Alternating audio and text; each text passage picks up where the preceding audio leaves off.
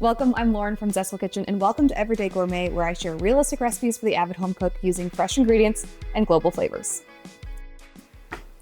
Today we're making 4 fabulous salads for summer. All of them are different. They each bring something different to the party. We're going to start by making my Greek Orzo pasta salad. It's a vinaigrette-based salad. And then we're going to be doing the most vibrant, the most ultimate green goddess salad with a dressing that you'll want on everything this summer. We're going to be doing a creamy cucumber salad. Super simple. It comes together in literally 5 minutes. And then we're going to finish with my most popular salad, which is my watermelon tomato salad. All right, so let's start with making the Greek Orzo pasta salad. Greek Orzo pasta salad. Greek, is that, yeah, right? I'm going to be making the salads today in the order that I would make them if I would be making them all together and serving them as 4. So we're going to start with the Orzo pasta salad because it can be made a couple of hours or even a day in advance, and it can sit in the fridge. And then we'll move on to the other things that can be made kind of ahead of time. And then the last ones will be the things that I would make and serve immediately. So the first step with our pasta salad is to get some Orzo cooking. I have some water boiling on the stovetop, and I'm going to add a good amount of salt to our pot. Okay, we'll add the Orzo. Or let that cook according to directions, which I don't know how long that would be. Okay, this is gonna cook for 7 minutes. Okay, we're gonna set a timer, and then we're gonna make the very easy dressing. It's a briny, salty dressing. The salad itself has some briny ingredients in it that we'll also use some olive brine. But we're gonna start with my little soldiers over here for my dressing. So we're gonna have a little bit more vinegar than olive oil. So it's not a classic 1-to-1 vinaigrette. I'm using my little Bon Mama jar to measure. These little cute things from the advent calendar are 2 tablespoons, so it makes measuring liquids quite easy. So I need 5 tablespoons of red wine vinegar. So I'm just gonna fill this up 2.5 times. Put that in. Okay, and then we're gonna do a 1/4 cup of extra virgin olive oil. You want a really bold, spicy olive oil. And then we're going to chop up some fresh oregano. You can also use dried oregano if you want. We need a tablespoon of fresh, or you can use 1.5 teaspoons of dried. Oh, it smells so good. That's probably good. And I'm just going to mince this up. So all of that is going to go in. And then we need 2 teaspoons each of honey. Let's hope we have enough. And some Dijon. If you do not want to use honey, you can also use just white sugar. Or you could use maple syrup. There we go. Okay, now we're going to put in some Dijon mustard.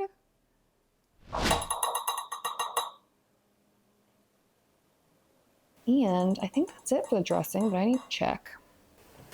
So we have red wine vinegar, olive oil, oregano, Dijon, honey, crushed red pepper flakes, 1/2 teaspoon. Or to taste is what I would really actually say. Probably gonna do about that much. And you can always season to taste at the end, right before serving. You can add more, or you can just do black pepper. So I'm just gonna whisk that together. It's essentially an Italian, or well, I guess we're making a Greek Orzo pasta salad, but it's a very Italian-ish dressing. But oregano is also very Greek. So I'm gonna set this aside. Once the Orzo comes out of the pot, I'm gonna put it in warm so that it can kind of continue to cook and soak up some of that dressing so each bite is really flavorful. Here we go.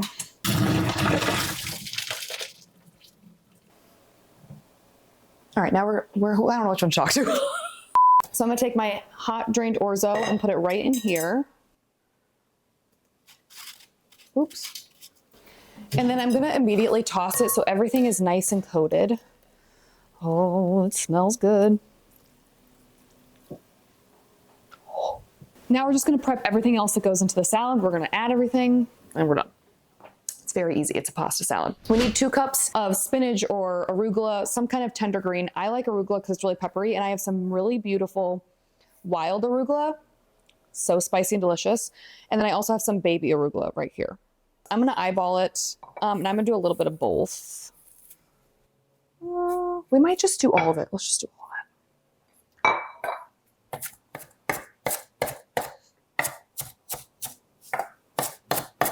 Oh, you can smell how peppery it is. So good. Okay, so then we're gonna dice up a cucumber, and I'm using an English cucumber because it's nearly seedless, tiny, tiny seeds and a really thin skin. Okay.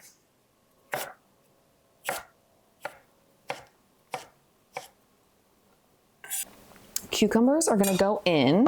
Oops, let me give it one more toss. Then we can toss on the arugula as well. And then we're gonna slice up some olives. You can do all of one kind or a mix of two. I prefer to do a combination of Kalamata and Castelvetrano olives. I like the butteriness of Castelvetranos. They're mild, they're really buttery, they're delicious. But Kalamata bring like the classic Greek salty flavor. All right, that looks like it'll be about 3/4 cup. And then we'll just slice these up. Oh, look at how pretty all those colors are. Okay, the other green component we're gonna add is a ton of fresh chopped parsley. Ooh, I already forgot how much I need. One whole bunch goes in. Okay. I'm just gonna take off the end of the stems, but I'm gonna leave the tender stems because it's gonna add some texture, some crunch, and flavor. Both parsley and cilantro stems have a ton of flavor and they're tender enough to include. So if you want that crunch, you can add it in. I will say for chopping tons of herbs like this, if you rinse them and spin them dry really well in your salad spinner, and then like you do it the night before, then they dry out really nicely. They're much easier to chop than if they're still wet from washing. So I recommend doing that when you bring them home. Just getting that done. I'm not gonna put all this in just because this was a huge bunch of parsley, but I'm gonna put most of it in, then we can season to taste at the end. Gorgeous. The olive brine. I meant to do this earlier. So we're gonna add 2 tablespoons of olive brine. Forgot that goes in. Just do that. And then we have 1 shallot that we're gonna thinly slice. I'm gonna do a fairly small one just because raw shallots can be really potent. If you're not a fan of shallot, you could do a little bit of red onion. You could also soak the shallot in cold water for about 15 minutes and then drain it and add it in. That'll be a more mild shallot flavor. It's also an option. All right, I'm gonna separate them out just so you don't get a huge chunk of shallot. Nobody wants that. And then the last thing is to crumble in some feta, and I am gonna use about 4 ounces. And then right before serving, I'll put some over top as well. And I do recommend getting chunk feta or block feta instead of pre-crumbled. It's just better flavor and texture. As you can tell, we have not seasoned this with salt at all. We didn't put any salt in the dressing, but we're adding a ton of salt in the form of feta and olives, olive brine. I would wait to season it with salt until everything is combined, and then you can add some more. And look at how green it is. It's so pretty. But that is why I like to use a combination of Kalamata and green olives, because I think the pop of purple from the Kalamata is really pretty. But I like the flavor of Castelvetrano. So you could also use manzanilla olives. You could use pimento stuffed olives, jalapeno stuffed olives. Anything really works in this. I am going to finish with a little bit of red pepper flakes because I feel like it needs a little more spice. And it's good for people to know it's in there. So, okay, let's dig in. Mm. Mm. Parsley all up in there. It's a pasta salad that still feels really fresh and light for summer. Doesn't feel heavy. It's almost like there's a salad that Orzo's in instead of it being a pasta salad. It's delish.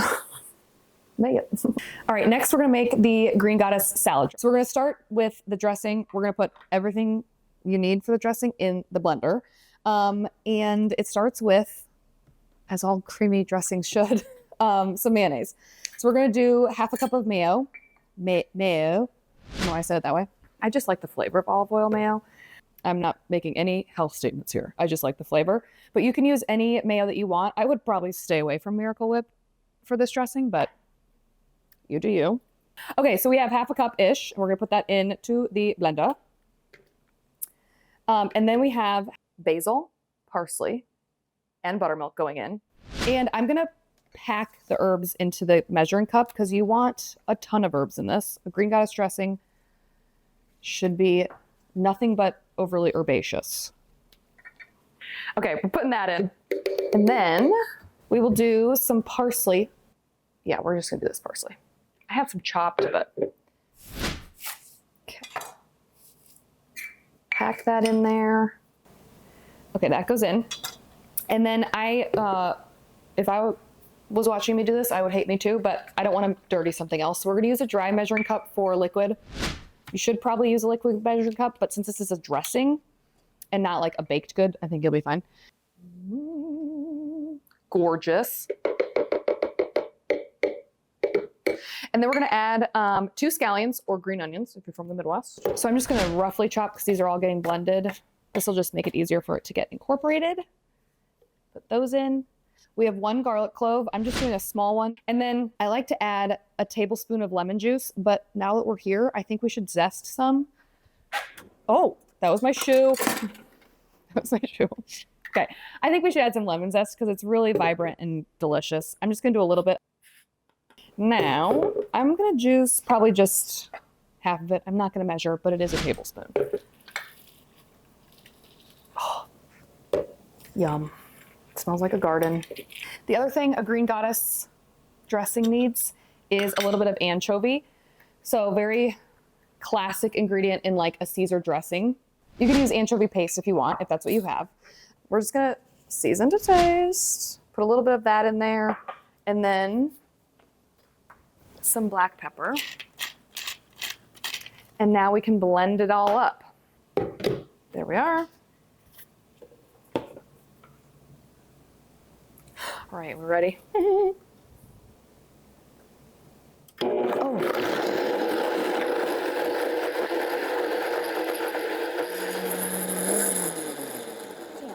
I don't want any chunks of herbs. I want it to be super smooth. So it'll be really green. Okay.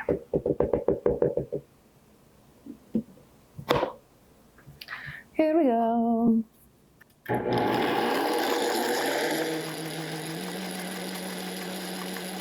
we're going to taste test it. It might need some more salt, but that anchovy and the salt we added might be enough.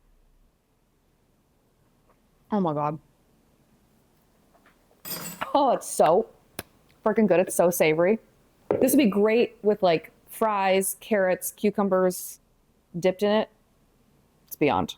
We're going to assemble the salad. It's very easy. I have a head of Bib lettuce, butter lettuce, Boston lettuce, variety of names that it goes by. Now, it's grown hydroponically, so it's pretty clean. I'm not saying that you should or should not clean it. You probably should very much likely clean it. I'm not going to because it's really clean. Okay, literally you take the root ball off and it just falls open. Then we have an avocado and I'm gonna slice this up. Now, if you want to avoid having avocado hand, just set your avocado on the cutting board and go like this instead of holding it. And then I'm just gonna slice it, place them cut side down, and then I'll peel it after I've sliced it. Tends to just be the easier way to do it. I'm just gonna squeeze it over top. And then make sure they're kind of all coated, and then they won't brown as quickly. And now we can just arrange them on the platter.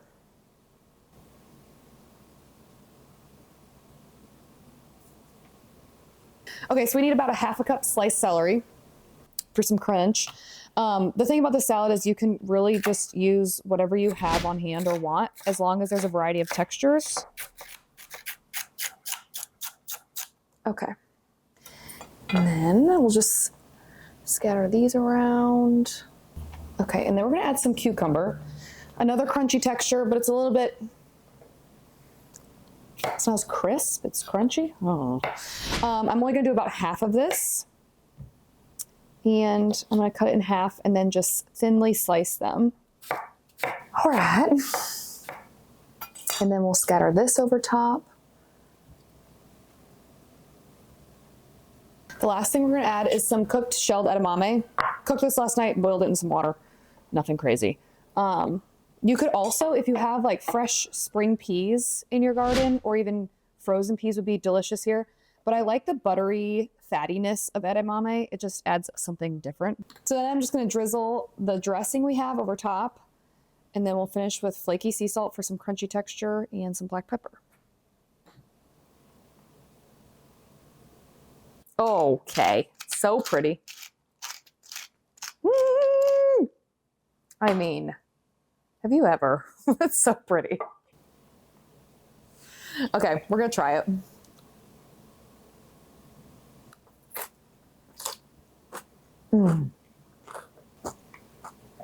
Yum, that's good.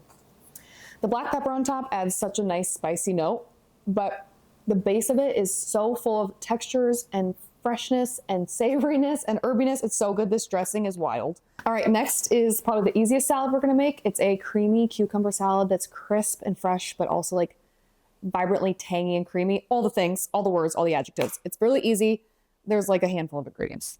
So we're gonna make the dressing. It's really easy. The base of it is Greek yogurt. And in my opinion, using whole milk or 5% is kind of a non-negotiable. It's so much more flavorful than low-fat Greek yogurt, and it's way creamier. It's like the texture of sour cream, and it has just a great flavor. Okay, then we need a tablespoon of vinegar. You can use really any vinegar. I mean, don't use balsamic, but any kind of white vinegar, or even a red wine vinegar, but I like rice wine or just white distilled or white wine. I just find it's a little bit crisper in flavor. So we'll add that. And then we'll add a couple of teaspoons of extra virgin olive oil. I'm just gonna eyeball that.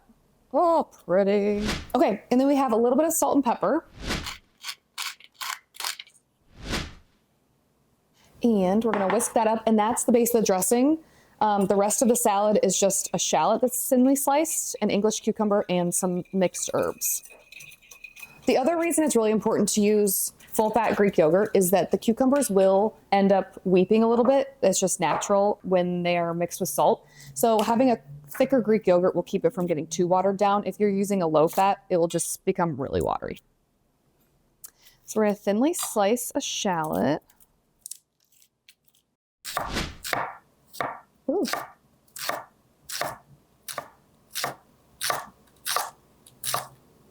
Okay. And then I'm gonna put these in here, and I am gonna separate them so they get mixed throughout the salad a little bit better. If you don't want raw shallot, you could do scallions instead. That'd be a really great addition. So would red onion. Okay, next thing is we're gonna slice a English cucumber into here.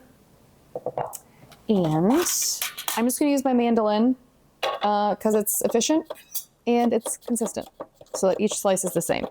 You do want an English cucumber for this because they have a thinner skin and smaller seeds. Gorgeous. Now we're just gonna add in mixed herbs, tons of different fresh herbs. So you can do really any tender herb. Cilantro would be great. Mint is my favorite. Today we're gonna do a little bit of fresh basil, some dill, and I have some chopped parsley already, so we're just gonna use some of that because it's already prepped. So you need a total of 1/4 to 1/3 cup. So I'm just gonna put in a couple tablespoons of the parsley right now. Get that in there. And then let's do a little bit of the basil.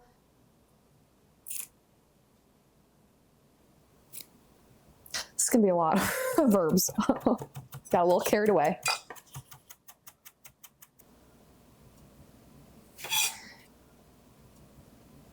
So if you're like, this is just tzatziki, you're right, it basically is. It's all the flavors and ingredients that go into a tzatziki sauce, but it's turned into a salad, and it's delicious, so. Okay, that's literally it. Let's try it. See if it needs some salt. Oh, nope, that's good. A little bit of salt. Oh, it's so fresh. I will say dill is the move, if you like dill. Dill and mint are like the perfect combo. Time to try it.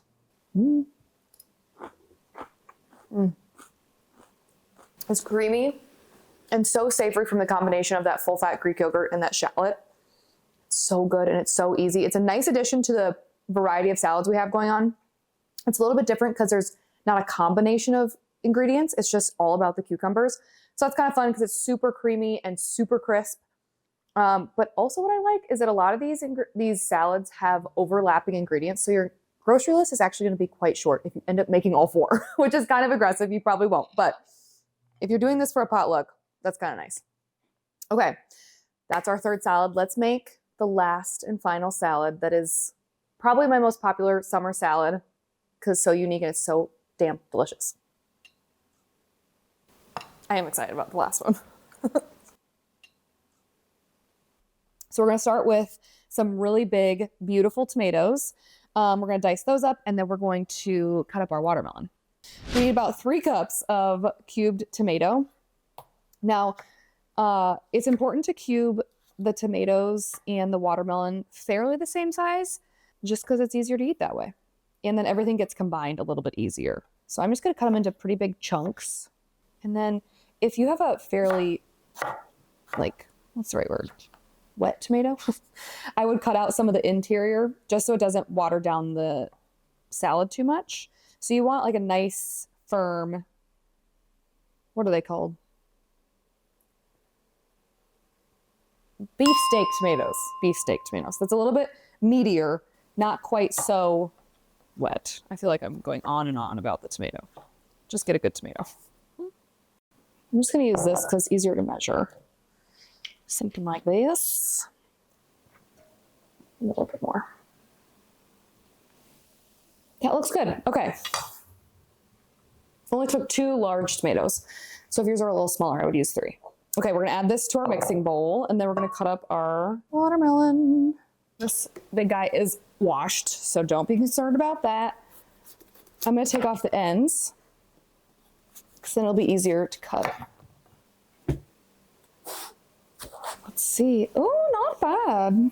So for this, you're going to want a little bit more watermelon than tomato, just because it adds a nice sweet flavor, and I want the ratio to be a little bit more watermelon. There's really no other reason other than that. So we're looking for about 4 cups, and I'm just going to quickly cube it.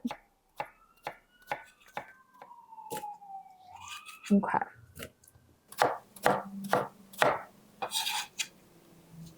Okay.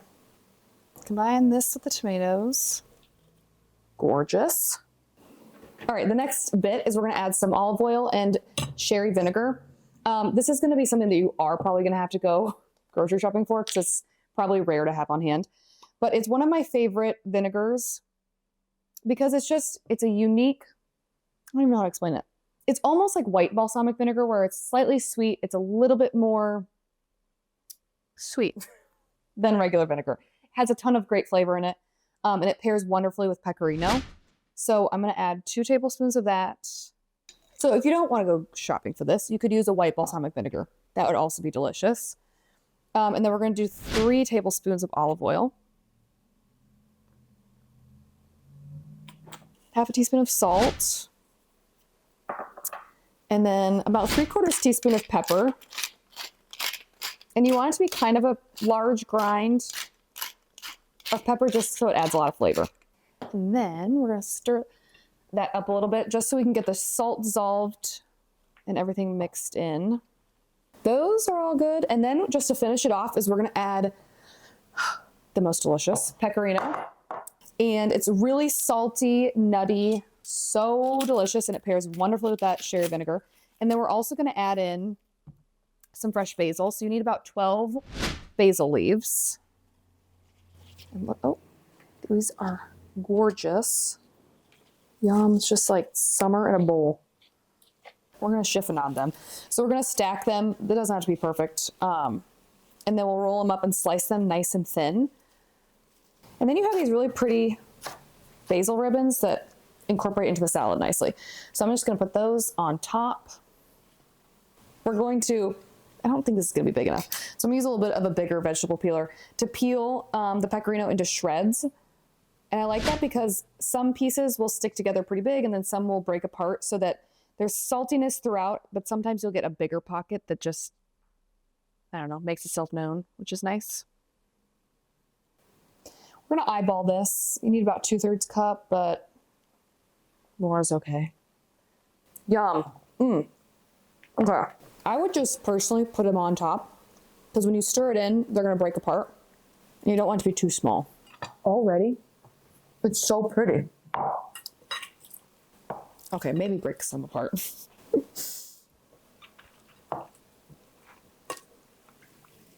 Okay, that's it. And it's so pretty.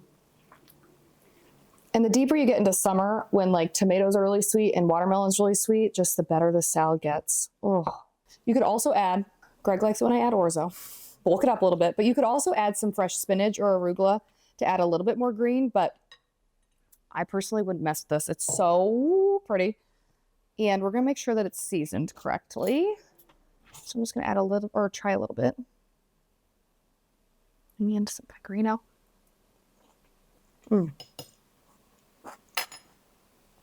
It's such a good combo. Oh my gosh. When you bite into the watermelon